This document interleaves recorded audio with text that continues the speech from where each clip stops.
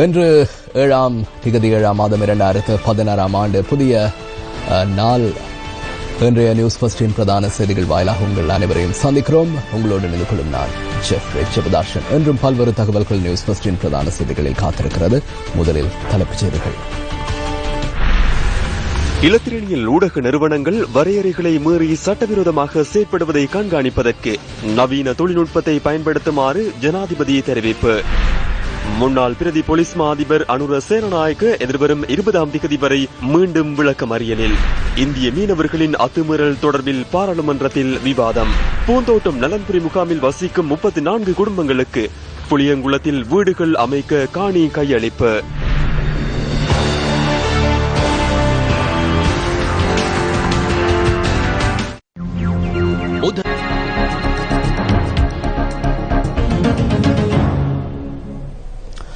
தொலைத்தொடர்புகள் ஒழுங்குபடுத்தும் ஆணைக்குழுவுக்கு ஜனாதிபதி மைத்ரிபால சிறிசேன இன்று கண்காணிப்பு விஜயம் ஒன்றை மேற்கொண்டிருந்தார்.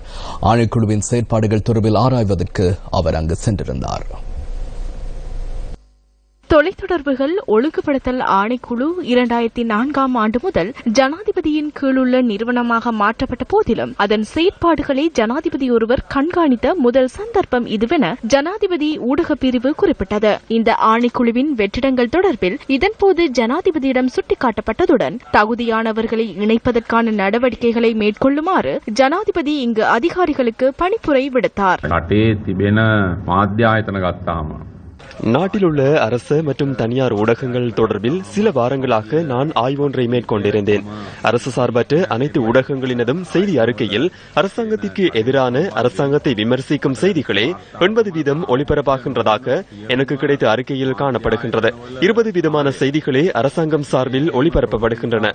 அரசாங்கத்தை விமர்சிக்க வேண்டும், அது தொடர்பில் எந்தவித பிரச்சனையும் இல்லை. எனினும் அந்த நிறுவனங்கள் நியாயமாக செயற்பட வேண்டும். 60-65% காலம் விமர்சனங்கள் முன்வைக்கப்படலாம். அரசாங்கத்தின் அபிவிருத்தி செயற்பாடுகள் தொடர்பிலும் அரசாங்கத்தினால் முன்னெடுக்கப்படும் சிறந்த விடயங்கள் தொடர்பிலும் குறைந்த அளவு நேரமே ஒளிபரப்புகின்றனர். ஊடகத்துறைக்கு சுதந்திரம் வழங்கப்பட்டுள்ளது. சர்வாதிகாரியாக மாறுவது சிறந்தது அல்ல. மக்களின் பக்கத்தை பிரதிநிதித்துவப்படுத்த வேண்டும். அரசாங்கத்தின் பக்கமும் நியாயத்தை நிலைநாட்ட வேண்டும். இந்த நிறுவனங்களின் நிர்வாகம் மற்றும் முகாமைத்துவம் தொடர்பில் வழிகாட்ட முடியும். இந்த உத்தரவின் ஊடாக ஊடகத்தை அடக்கவோ ஊடக சுதந்திரத்தை இல்லாமல் செய்யவோ முயற்சிக்கவில்லை. නිදහස නැති කරන එක, බලපෑම් කරන එක, තර්ජනය කරන එක. மீனவர் பிரச்சினை தொடர்பில் பாராளுமன்றத்தில் இன்று விவாதிக்கப்பட்டது. இந்திய மீனவர்கள் மீன்பிடிப்பதற்கான அனுமதி வழங்குவது தொடர்பில் கலந்துரையாடல் ஆரம்பிக்கப்பட்டுள்ளதா என்பது தொடர்பில் பிரதமரிடம் அறிந்து கொள்ள விரும்புகிறேன். இந்திய மீனவர்களின் சட்டவிரோத நடவடிக்கை தொடர்பில் வெளிவகார அமைச்சரும் இந்திய வெளிவகார அமைச்சரும் கலந்துரையாடியுள்ளனர். இந்திய படகுகள் இலங்கை கடல் எல்லையில் மீன்பிடிப்பதற்கு அனுமதிக்கப்பட மாட்டாது. இது தொடர்பில் பாராளுமன்றத்தில் சமர்ப்பிக்கப்பட உள்ள உத்தேச சட்டமூலத்தின் பிரகாரம் இலங்கை கடற்பரப்பில் அத்துமீறி மீன்பிடிப்பவர்களுக்கு எதிராக 1.5 மில்லியன் ரூபாய் முதல் 15 மில்லியன் ரூபாய் வரை அபராதம் விதிப்பதற்கான இயலுமை இருக்கலாம். විරෝධී මසුන් නැල්ලීමේදී රුපියල් මිලියන 1.5 සිට 15 මිලියන 15 දක්වා දඩයකට යටත් කිරීම අවකාශය ආරක්ෂක ලේකම්වරයා. இந்த பிரச்சனையை நிறைவுக்கு கொண்டு வருவதற்கு ஒரு வலயத்தினை இந்திய மீனவர்களுக்கு மீன்பிடிப்பதற்கு வழங்கவோ அல்லது சில நாட்களை இந்திய மீனவர்கள் மீன்பிடிக்க வழங்க வேண்டும் என பாதுகாப்பு செயலாளர் வடக்கில் நடைபெற்ற கலந்துரையாடலில் தெரிவித்துள்ளார். නිශ්චිත දින ගණනක් ඉන්දියානු දීවරයන්ට මාළු ඇල්ලීමට ලබා දිය යුතුයි කියන එකට මම දැන් මෙහෙම යෝජනා කීපයක් வேறு வலயத்தினை ஒதுக்குவதா சில தினங்களை வழங்குவதா என்ற யோசனைகள் இந்தியாவிலிருந்தும் நமது நாட்டிலிருந்து வந்திருக்கின்றன. இந்திய மீனவர்கள் இங்கு வந்து தமக்கு விரும்பியவாறு மீன்பிடிக்கும் உரிமையை நாங்கள் வழங்க மாட்டோம்.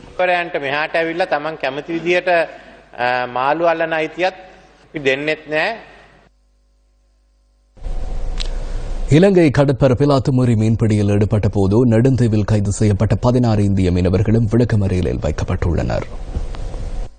கைது செய்யப்பட்ட இந்திய மீனவர்களில் 11 பேரை மன்னார் நீதவான் நீதிமன்றத்தில் ஆஜர்படுத்தியதை அடுத்து எதிர்வரும் 21ஆம் தேதி வரை அவர்களை விளக்கமறியலில் வைக்குமாறு உத்தரவு பிறப்பிக்கப்பட்டுள்ளது. மன்னார் நீதவான் நீதிமன்றத்தில் ஆஜர்படுத்தப்பட்ட 11 இந்திய மீனவர்களில் சிறுவன் ஒருவனும் அடங்கியுள்ளான். குறித்த சிறுவனை எதிர்வரும் 21ஆம் தேதி வரை சிறுவர் இல்லத்தில் தடுத்து வைக்குமாறு மன்னார் நீதவான் AG அலெக்ஸ் ராஜா உத்தரவு பிறப்பித்துள்ளார். இதேவேளை நெடுந்தீவு கடற்பரப்பில் இன்று அதிகாலை கைது செய்யப்பட்ட மேலும் 5 இந்திய மீனவர்களை ஊர்காவல் ஊர்காவற்றுறை நீதவான் நீதிமன்றத்தில் ஆஜர்படுத்தியதை அடுத்து அவர்களும் விளக்கமறியலில் வைக்கப்பட்டுள்ளனர். அதற்கமைய குறித்த 5 இந்திய மீனவர்களையும் எதிர்வரும் 21ஆம் தேதி வரை விளக்கமறியலில் வைக்குமாறு ஊர்காவற்றுறை பதில் நீதவான் சரோஜினி இளங்கோவன் உத்தரவு பிறப்பித்துள்ளதாக கடற்றொழில் திணைக்களத்தின் யாழ் மாவட்ட உதவி பணிப்பாளர் பாலசுப்ரமணியம் ரமேஷ் கண்ணா குறிப்பிட்டுள்ளார். யாழ் நெடுந்தீவுக்கு தெற்கே இன்று அதிகாலை 16 இந்திய மீனவர்கள் கைது செய்யப்பட்டதுடன் அவர்களின் 3 ட்ரோலர் படகுகளும் கைப்பற்றப்பட்டதாக கடற்படை பேச்சாளர் கேப்டன் அக்ரம் அலவி குறிப்பிட்டுள்ளார். இதேவேளை கடந்த மாதம் 23ஆம் தேதி யாழ் தொண்டமனாறு கடற்பகுதியில் கைது செய்யப்பட்ட 5 இந்திய மீனவர்களின் விளக்கமறியல் இன்று மீண்டும் நீடிக்கப்பட்டுள்ளது. இந்த மீனவர்களை எதிர்வரும் 5ஆம் தேதி வரை விளக்கமறியலில் வைக்குமாறு பருத்தித்துறை நீதிவான் பெருமாள் சிவக்குமார் உத்தரவு பிறப்பித்துள்ளார். அத்துமீறி மீன்பிடியில் ஈடுபட்ட குற்றச்சாட்டில் இதுவரை கைது செய்யப்பட்டு 73 மீனவர்கள் தடுத்து வைக்கப்பட்டுள்ளதாக கடற்படை பேச்சாளர் குறிப்பிட்டார். பார்லிமெண்டத்தில் தெரிவிக்கப்பட்ட மேலும் சில கருத்துக்கள் அடுத்து. தேசிய ஆராய்ச்சி நிலையம் அமைக்கப்படும் போது வடக்கின் மத்திய பகுதி மாங்குளத்தில் ஒரு ஆராய்ச்சி நிலையம் அமைக்கப்பட வேண்டும் என்பது எனது ஆலோசனை. இந்த ஆராய்ச்சி நிலையத்தின் மூலம் இன்று வடக்கில் சிறுநீரகம் மிகவும் பாதிக்கப்படுகின்ற நோயாளர்களை நாங்கள் வைத்தியசாலைகளில் அதிகமாக காண்கின்றோம்.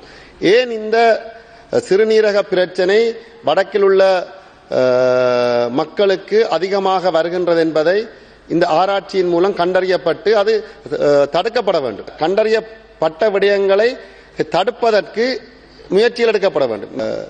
எங்களுடைய பிரதேசங்கள் கடல் ஆக்கிரமிப்பால் அழிவடைவதை தடுப்பதற்கும் ஆராய்ச்சிகள் மிக முக்கியமாக மேற்கொள்ள வேண்டும். ஏனென்று சொன்னால் எங்களுடைய பிரதேசம் முற்றுமுழுதாக கடலால் சூழப்பட்டிருக்கிறது.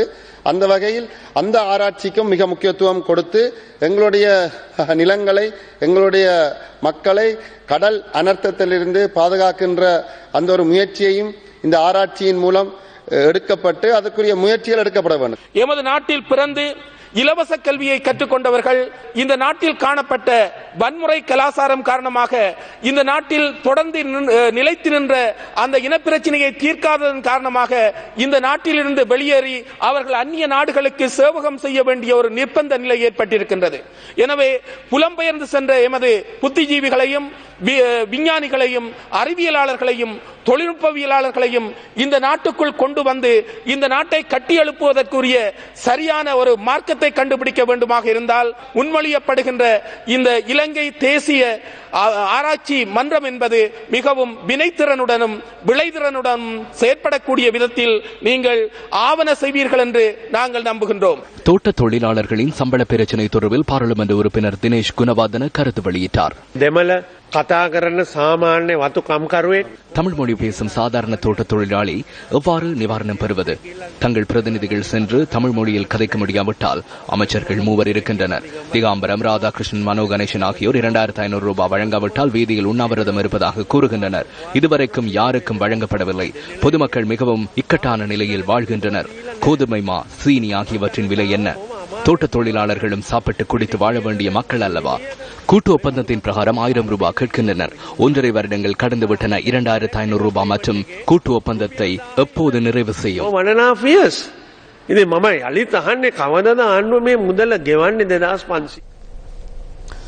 சர்ச்சையை தோற்றுவித்துள்ள முறிகள் கொடுக்கல் வாங்கல் தொடர்பில் சிரசு தொலைக்காட்சியில் நேற்று ஒளிபரப்பான தவச நிகழ்ச்சியில் கலந்துரையாடப்பட்டது.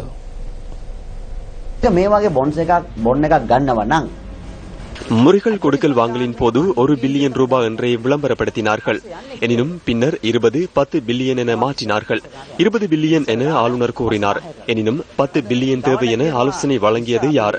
நிதியமைச்சரா அல்லது அமைச்சின் செயலாளரா அல்லது மத்திய வங்கியின் ஆளுநரா என பாராளுமன்றத்திற்கும் மக்களுக்கும் இதுவரை தெரியப்படுத்தவில்லை. அவ்வாறு எனின் அதற்கு யார் ஆலோசனை வழங்கினார்? எமது திரைசேரிக்கு 10 பில்லியன் வேண்டும் என யார் கூறியது? அவரை நாம் தற்போது கண்டுபிடிக்க வேண்டும். யார் ஆலோசனை வழங்கினார்கள், எதற்காக வழங்கினார்கள் என கண்டுபிடிக்க வேண்டும். திடீரென 10 பில்லியன் என்று யார் ஆலோசனை வழங்கியிருப்பார்கள்? 30 வருடங்கள் 1.6 பில்லியன் தற்போது நட்டம் ஏற்பட்டுள்ளதாக கணக்காய்வாளர் நாயகம் கூறுகின்றார். கையொப்பமிட்ட நாள் 1.6 பில்லியன் நட்டம் ஏற்பட்டிருந்தால் தற்போதைய நிலை என்ன? 30 வருடங்களில் எவ்வளவு நட்டம் ஏற்படும்? இதுவே பிரச்சனையாகும். இவை தொடர்பில் நாம் தொடர்ந்து கூறினோம். முன்னே அரசாங்கம் நெடுஞ்சாலை அமைச்சினூடாக பல பில்லியன்களை சூறையாடியுள்ளது. தங்கத்தினால் வீதி அமைப்பது போன்று செலவு காட்டப்பட்டுள்ளது. வீதிகளினூடாக கொள்ளையடித்துள்ளனர். கொள்ளையடித்த முகவர்களுக்கு ஏன் இந்த அரசாங்கம் நிதியை வழங்க வேண்டும்? ஜனவரி 8ஆம் தேதி இதனை அனைவரும் கூறினர். நானும் பேசினேன் என்று இருக்கின்ற அமைச்சர்கள் பேசினர். ஜனாதிபதியும் பேசினார். அதனாலேயே மாற்றம் ஏற்பட்டது. அந்த ஒப்பந்தக்காரருக்கு பணம் செலுத்துவதற்காக இதனை செய்ததாக கூறப்படுகின்றது. எனினும் அதனை நாட்டிற்கு தெளிவூட்ட வேண்டும். இதுவரையில் தெளிவூட்டப்படவில்லை. கடந்த அரசாங்கம் ஊழல் நிறைந்த அரசாங்கம் என்றே அதனை மாற்றினார்கள். இந்த அரசாங்கம் அந்த ஊழலுக்கு துணை போகக்கூடாது. இந்த தவச நிகழ்ச்சியில் இந்த ஆளுநருக்கு இனிமேலும் ஆளுநர் பதவி கிடைக்காது என கூறி வந்தேன். அது இன்று நடந்திருக்கின்றது. இன்று கோப் குழுவில் உள்ள தலைகளை மாற்றி அதனூடாக வாக்கெடுப்பை நடத்தி ஊழலை வெளிக்கொண்டு வராமல் இருக்க அரசு தடுக்கின்றது. எதிர்காலத்தில் ஊடகங்களுக்கு எதிராக நடவடிக்கை எடுப்பதற்கு இந்த அரசு தயாராகின்றது என்பது இதனூடாக தெரிகின்றது. ரக்பி வீரர் வசீம் தாஜுதீனின் கொலை சம்பவம் தொடர்பில் முன்னாள் சிரேஷ்ட பிரதி போலீஸ் மா அதிபர் அனுர சேனநாயக்க எதிர்வரும் 20ஆம் தேதி வரை மீண்டும் விளக்கமறியலில் வைக்கப்பட்டார். கொழும்பு நீதவான் நீதிமன்றத்தில் இன்று அவர் ஆஜர்படுத்தப்பட்ட போதே இந்த உத்தரவு பிறப்பிக்கப்பட்டது. அனுர சேனநாயக்க சார்பில் பிணை மனு ஒன்று முன்வைக்கப்பட்டால் அதனை மேல் நீதிமன்றத்திற்கு அனுப்புமாறு நீதவான் உத்தரவிட்டார். இந்த சம்பவம் தொடர்பில் விளக்கமறியலில் வைக்கப்பட்டுள்ள நாரகன்பட்டி போலீஸ் நிலைய குற்றப்பிரிவின் முன்னாள் பொறுப்பதிகாரியின் விளக்கமறியல் எதிர்வரும் 20ஆம் தேதி வரை நீடிக்கப்பட்டுள்ளது. முன்னாள் அமைச்சர் ஜோன்ஸ்டன் பெர்னாண்டோவுக்கு எதிராக நிதி குற்ற விசாரணை பிரிவினால் தாக்கல் செய்யப்பட்ட வழக்கு குருநாகல் மேல் நீதிமன்றத்தில் இன்று மீள விசாரணைக்குட்படுத்தப்பட்டது. ஜோன்ஸ்டன் பெர்னாண்டோவுக்கு எதிராக சுமத்தப்பட்டுள்ள குற்றச்சாட்டுகள் தொடர்பான 53 ஆவணங்கள் இன்று சமர்ப்பிக்கப்படவிருந்தன. எனினும் முறைப்பாட்டை தாக்கல் செய்த பிரிவினரால் ஒரு பகுதி ஆவணங்களே இன்று நீதிமன்றில் சமர்ப்பிக்கப்பட்டன. குற்றப்பத்திரிகையில் குறிப்பிடப்பட்டுள்ள அனைத்து ஆவணங்களையும் சமர்ப்பிக்கும் பொருட்டு ஆகஸ்ட் மாதம் 1ஆம் தேதி வரை வழக்கு விசாரணையை மேல் நீதிமன்ற நீதிபதி ஒத்திவைத்தார். தேசிய சுதந்திர முன்னணியின் ஊடக பேச்சாளர் முகமது முசமில் எதிர்வரும் 13ஆம் தேதி வரை விளக்கமறியலில் வைக்கப்பட்டுள்ளார். கோட்டை நீதவான் லங்கா ஜெயரத்ன முன்னிலையில் ஆஜர்படுத்தப்பட்டதை அடுத்து இந்த உத்தரவு பிறப்பிக்கப்பட்டது. அரசு பொறியியலாளர்கள் கூட்டுத்தாபனத்திற்கு சொந்தமான 62 லட்சம் ரூபாவை மோசடி செய்ததாக கூறப்படும் சம்பவம் தொடர்பில் போலீஸ் நிதி மோசடி குற்றப்பிரிவினரால் அவர் கைது செய்யப்பட்டிருந்தார்.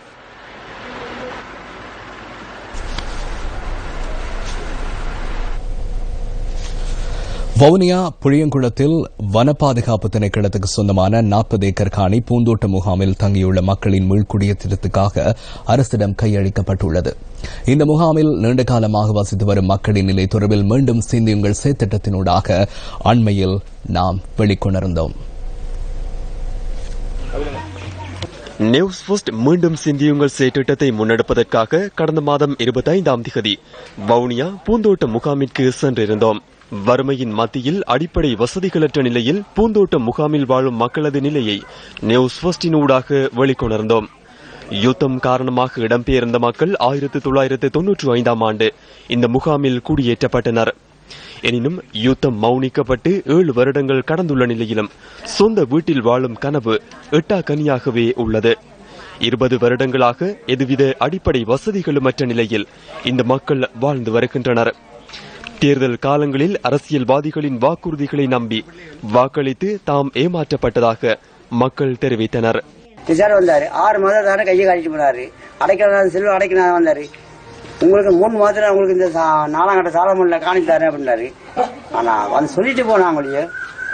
இது வரைக்கும் எப்ப சொன்னாங்க? Election time. எலெக்ஷன் வருவாங்க, இனி வர மாட்டாங்க. மாற்றி ஒருத்த வருவாங்களே, எலெக்ஷன் போடுங்க.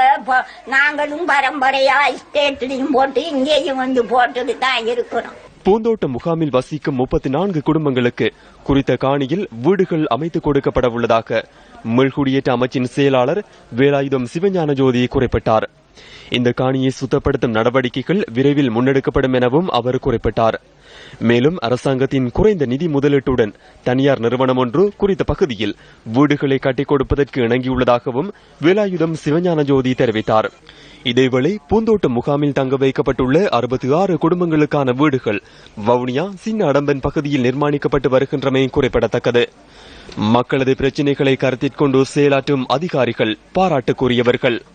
பூந்தோட்டம் மக்களின் நலன் தொடர்பில் கவனத்திற்கொண்டு சம்பந்தப்பட்ட அதிகாரிகள் நடவடிக்கை எடுப்பதற்கு நியூஸ் ஃபர்ஸ்ட் உந்து சக்தியாக இருந்தது.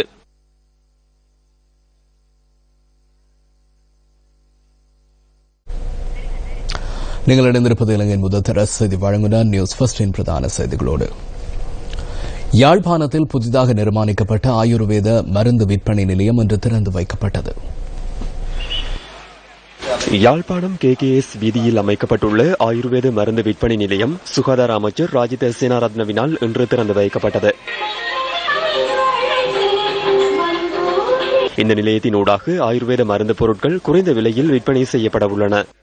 எங்களுடைய இந்த சித்தாயுர்வேத தலைவர் அவர் கூறியிருந்த தெற்கில் உள்ள பயங்கரவாதிகளுக்கும் இவர் முகம் கொடுத்திருக்கின்றார் என்று, அதேபோல் வடக்கில் உள்ள பயங்கரவாதிகளுக்கும் இவர் அச்சுறுத்தலுக்கு முகம் கொடுத்திருக்கின்றார் என்று.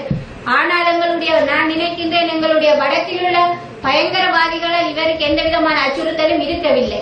இவர் கடந்த கால சமாதான பேச்சுவார்த்தைக்கு எங்களுடைய பயங்கரவாதிகள் என்று அவர்கள் கூறுகின்றார்கள்.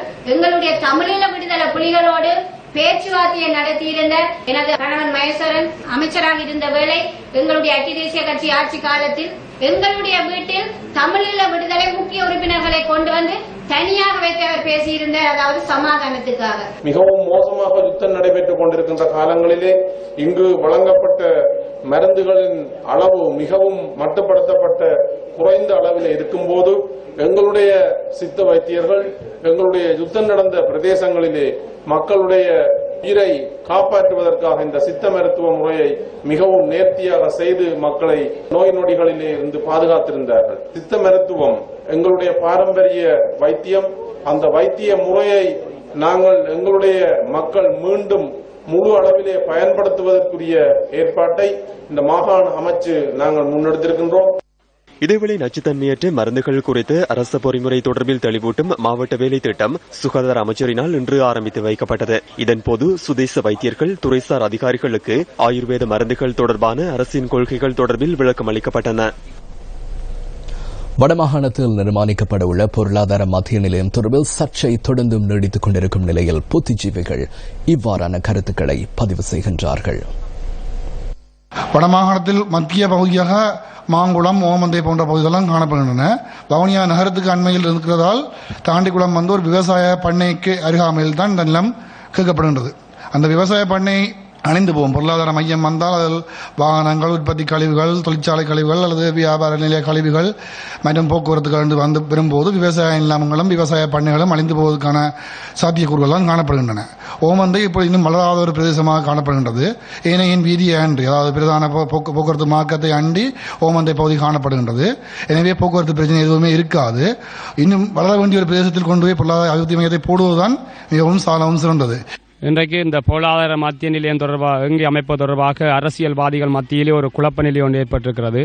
உண்மையிலே இந்த பொருளாதார மத்திய நிலையத்தை ஓமந்தையிலே அமைப்பதுதான் அது சால சிறந்ததாக இருக்கிறது. ஏனென்று சொன்னால் அந்த ஓமந்தை வடபகுதிக்குரிய நுழைவாயிலாக அமைந்திருக்கிறது. அது மாத்திரமல்ல, ஏனையின் ரோட்டிலுக்கு அருகிலே அமைந்திருக்கிறது.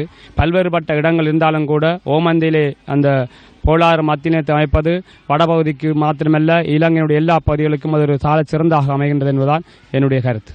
இம்மையத்தை ஓமந்தையிலே அமைப்பதற்குரிய சாத்தியக்கூறுகள் நிறைய உண்டு. ஏனென்றால் ஏனையின் பாதைக்கு அருகாமையில் இருப்பதும் வடபகுதியிலே மீனவர்கள் பிடிக்கும் மீன்களை வேறு இடங்களுக்கு அனுப்பாமல் ஓமந்தைக்கு கொண்டு வந்து வியாபாரம் பண்ணுவதும் மற்றும் விவசாய பெருமக்கள் மற்றவர்களுடைய விளைபொருட்களும் இங்கு கொண்டு வந்து விலைப்படுத்துதல் மிகவும் சாத்தியமானது என்று கூற வேண்டும். ஹட்டன் கல்வி வலயத்துக்குட்பட்ட என்ஃபீல்ட் தமிழ் மகாவித்தியாலயத்தில் கண்காட்சி இன்று இடம்பெற்றது. ஹட்டன் கல்வி வலயத்திற்குட்பட்ட என்ஃபீல்ட் தமிழ் மகா வித்தியாலயத்தின் மாணவர் கண்காட்சி நாளை வரை நடைபெறவுள்ளது. இதன் பிரதம அதிதியாக மத்திய மாகாண தோட்ட உட்கட்டமைப்பு, விவசாயம், நன்னீர் மீன்பிடி, இளைஞர் விவகாரம், இந்து கலாச்சார அமைச்சர் மருதபாண்டி ராமேஸ்வரன் கலந்து கொண்டார். கல்விக்கு முக்கியத்துவம் கொடுத்து பெருவாரியான நிதி ஒதுக்கீடுகள் தற்போது செய்யப்பட்டிருக்கின்றது. வரலாற்றில் என்றும் இல்லாதவாறு மத்திய மாகாணத்தில் உள்ள கல்விக்கு பெருவாரியான நிதி ஒதுக்கீடு செய்யப்பட்டிருக்கின்றது. ஹட்டன் பகுதியில் இருக்கின்ற கல்வி காரியாலயம், நாங்கள் இதற்கு ஒரு கல்வி அதிகாரியை நியமிக்கின்ற பொழுது அதற்கு தகுதியான ஒருவரை தெரிவு செய்து நியமித்தோம். இன்று அவரது வேகம் சிறப்பாக இருக்கின்றது. நான் நினைக்கிறேன் கடந்த மாகாண சபையில் ஒரு நாளைக்கு முன்பு நடந்த மாகாண சபையிலே நமது மாகாண சபை உறுப்பினர் ஒருவர் கூறினார், இங்க இருக்கின்ற கல்வி அதிகாரியை மாற்றிவிட்டு பெரும்பான்மை இனத்தை ஒருத்தரை கொண்டு அந்த கல்வி அதிகாரியா நியமிங்கள் அப்படின்னு. என்ன பாக்குறாங்கன்னா எல்லாரும் பாடசாலையிலையும் வந்து அரசியல் செய்யணும்னு தான் பாக்குறாங்க. நாங்க எல்லாம் கூறியிருக்கிறோம் என்னன்னா, யாரு வேணாலும் பாடசாலைக்கு வரலாம், ஆனால் வளங்களை கொண்டு வாருங்கள் பாடசாலைக்கு, அரசியலை பாடசாலையிலே நடத்தாதீர்கள். இன்று இருக்கின்ற கல்வி ராஜாங்க அமைச்சர் ராதாகிருஷ்ணன் அவர்களோடு பேசி நுவரெலியா மாவட்டத்திலே ஒரு தேசிய ரோயல் கல்லூரியை கொண்டு வருவோம் என்று அவரது எண்ணம் இருந்தது. அதற்கு நாங்கள் இன்றைக்கு உற்சாகம் ஊட்டியிருக்கின்றோம். ஒவ்வொரு பெற்றோரும் தன்னுடைய பிள்ளையின் பின்னால் நிற்கிறார்கள், ஒவ்வொரு ஆசிரியரும் தன்னுடைய மாணவன் பின்னால் நின்றிருக்கிறார்கள். இந்த 3 பேரும் இணைந்து செயற்பட்ட விதம்தான் இன்றைய கண்காட்சி. ஒரு பாடசாலையிலே ஒரு அதிபர் சரியாக இருந்தால், பெரிய கற்பாறையாக இருந்தாலும் அதை புரட்டி எடுத்து அறிவு களஞ்சியமாக மாற்றக்கூடிய இடமாக அது மாறும். ஆகவே அதிபர் களங்களிலே, தலைமையின் கரங்களிலே அவலம் இருக்கிறது. ஆசிரியர்கள் என்பவர்கள் மிக முக்கியமானவர்கள். அவர்களுடைய திறமைகள் எல்லாம் இன்று மாணவர்கள் மூலமாக வெளிக்காட்டப்பட்டிருக்கிறது.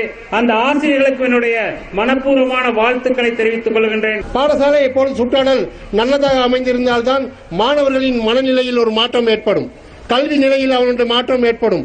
அவ்வாறு நிலை ஏற்பட வேண்டும் என்றால் பாடசாலையின் சுற்றாடல் நல்ல விதத்தில் அமைய வேண்டும் என்று இந்த பாடசாலையின் அபிவிருத்தியிலே இந்த பாடசாலை நிர்வாகத்தோடும் இந்த பாடசாலையின் ஆசிரியர்களோடும் கூடுதலான பங்களிப்பை இந்த பெற்றோர்கள் செய்ய வேண்டும். அரசியல் ரீதியாக எங்களால் முடிந்த உதவிகளை செய்வதற்கான சூழ்நிலையை உருவாக்கலாம். இந்த பாடசாலையிலிருந்து பட்டதாரிகள் கூடுதலாக வெளியேற வேண்டும், கல்விமான்கள் உருவாக்க வேண்டிய ஒரு பாடசாலையாக இந்த பாடசாலை மாற வேண்டும். வரலாற்று சிறப்புமிக்க கதிர்காம கந்தன் ஆலயத்தின் வருடாந்த ஆடிவேல் மகோத்சவத்தின் 3ஆம் நாள் இன்றாகும். இம்முறை கதிர்காம ஆடிவேல் மகோத்சவத்திற்கான ஊடக அனுசரணையை நியூஸ் ஃபர்ஸ்ட் இணைந்து வழங்குகிறது. ஆடிவேல் மகோத்சவத்தின் 3ஆம் நாள் நிகழ்வுகள் சிறப்பாக நடைபெற்றன. முருகப்பெருமான் வீதியுலா வந்து பக்தர்களுக்கு அருள் பாலித்தார். முருகனின் அருட்கடாட்சம் வேண்டி வடக்கு, கிழக்கு, மலையகம் உள்ளிட்ட நாட்டின் பல்வேறு பகுதிகளிலிருந்தும் வெளிநாடுகளில் இருந்தும் பெருந்திரளான பக்தர்கள் கதிர்காமம் திருத்தலத்திற்கு வருகை தந்துள்ளனர். கதிர்காம திருத்தலத்திற்கு வருகின்ற பக்தர்களின் நலன் கருதி பல்வேறு வசதிகளும் ஏற்பாடு செய்யப்பட்டுள்ளன. ஆடிவேல் மகோத்சவம் எதிர்வரும் 21ஆம் திகதி மாணிக்க கங்கையில் நடைபெறவுள்ள தீர்த்தோற்சவத்துடன் நிறைவு பெறவுள்ளது.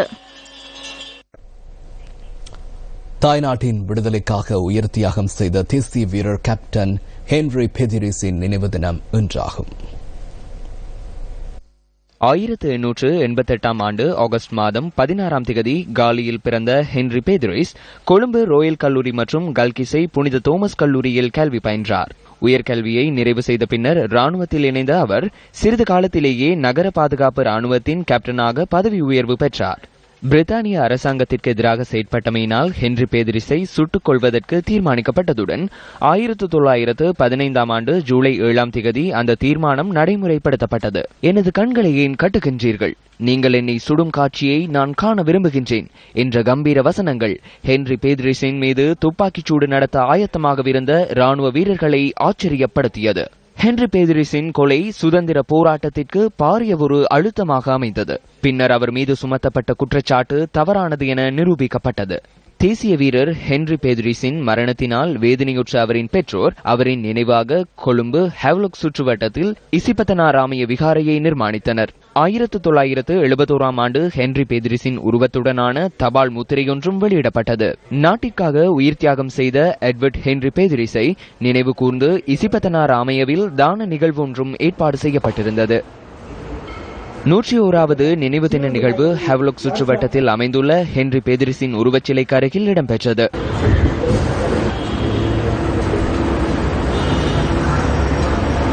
ஹென்றி பெதிரிஸின் உறவினர்கள் இந்த சந்தர்ப்பத்தில் கலந்து கொண்டிருந்தனர். கட்பெட்டி கண்டகுடா பகுதியில் சுமார் 100 கிலோ கேரளா கஞ்சாவுடன் 2 போலீஸ் விசேட அதிரடி படையினரால் கைது செய்யப்பட்டுள்ளனர். கிடைக்கப்பட்ட தகவலுக்கு அமைய போலீஸ் விசேட அதிரடிப்படையினர் நேற்று மாலை முன்னெடுத்த சுற்றி வளைப்பை அடுத்து இன்று அதிகாலை 12:30 அளவில் சந்தேக நபர்கள் கைது செய்யப்பட்டனர். நீண்ட நாட்களாக தென்னிந்தியாவிலிருந்து கேரள கஞ்சாவை கடத்தும் நடவடிக்கையில் ஈடுபட்ட இருவரே இவ்வாறு கைது செய்யப்பட்டனர். கடத்தப்படும் கேரள கஞ்சாவை கட்பெட்டி, கொழும்பு உள்ளிட்ட பகுதிகளுக்கு விநியோகிக்கின்றமை தெரியவந்துள்ளது. சந்தேக நபர்களை இன்று கட்பெட்டி நீதவான் நீதிமன்றத்தில் ஆஜர்படுத்துவதற்கு நடவடிக்கை எடுக்கப்பட்டுள்ளதாக போலீஸ் விசேட அதிரடிப்படையினர் தெரிவித்தனர். கைப்பற்றப்பட்ட கஞ்சா தொகையின் பெறுமதி இதுவரை மதிப்பிடப்படவில்லை எனவும் தெரிவிக்கப்படுகிறது. இத்துடன் இரவு 8 மணி நியூஸ் ஃபர்ஸ்டின் பிரதான செய்தி அறிக்கை நிறைவு பெற்றது. நமது அடுத்த பிரதான செய்தி அறிக்கையினை இரவு 10:45 எதிர்பாருங்கள். வணக்கம்.